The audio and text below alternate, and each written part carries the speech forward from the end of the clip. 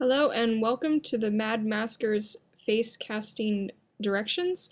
I hope that this will help you guys out, whether you're getting a mask from me or just trying to do one yourself.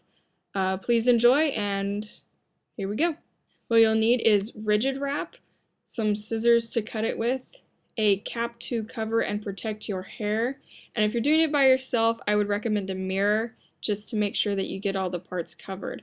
And for the plaster wrap, you will also need warm water in a bucket or bowl, whichever you prefer. You want to cut different sizes of the plaster wrap, medium ones, small ones, and long ones that will go across and over your head. Just cut a bunch of them up of all the different sizes. It'll just make it a lot easier. You won't have to grab and cut while your hands are wet, which will cause the plaster on the bandages to set up. You need lotion or Vaseline to cover your eyebrows and any kind of facial hair you have.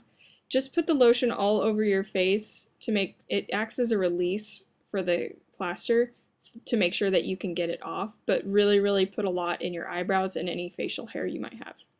So take your water and start dipping the plaster wrap into it and wring it out a little bit, and then just start putting it on. You really want to make sure that you get no air bubbles underneath it. The outside doesn't have to be pretty, but the reason why I rub the plaster wrap a lot is to make sure that I don't have any air bubbles underneath and to fill in all the holes of the plaster wrap with the plaster.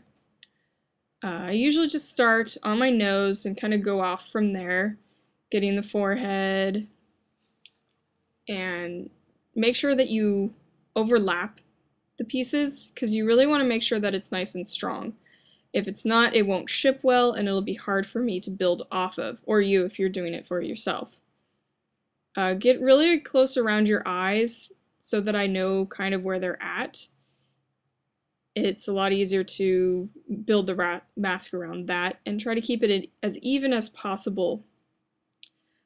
Just layer it up. I usually do 2 to 3 layers depending. The stronger it is, the easier for me it will be to build off of it and ship it to you, and it won't get damaged. It'll last a lot longer. So when you start to do the chin, I start on the front and then go up around on either side, leaving a little bit of a gap. This gives me room for error when I'm doing the mouth movement. It makes sure that I have enough room that it won't start butting up against each other. The bottom of the chin is important to do for mouth movement simply because it helps with the jaw. It kind of rests against your throat enough to where it really keeps it in place. You don't need to have elastic that will eventually wear out. So just keep layering it up, and you'll start to feel it get harder as it dries. But do not remove it until it's finished. If it still feels kind of wet, do not remove it. It will warp after you take it off, and it won't be as form-fitting as it would be if you let it dry completely.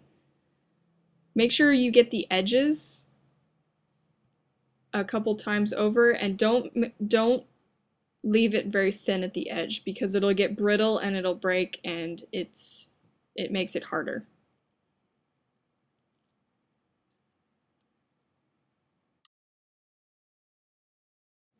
Even though I didn't have a cap that was working out for me this time, I'll still show you where to go with the rest of the mask over the top of your head. Basically, you want to give yourself about 5 inches over and about 3 over your ears, just to make sure that I know how big your head is.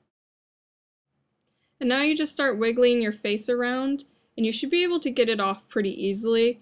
It only took me about a minute, but that was because I didn't have the cap, and so my hair wasn't protected. It was kind of sticking inside of there. You just start pulling it off, and you look so lovely when it comes off. And then there you go. That's the face cast.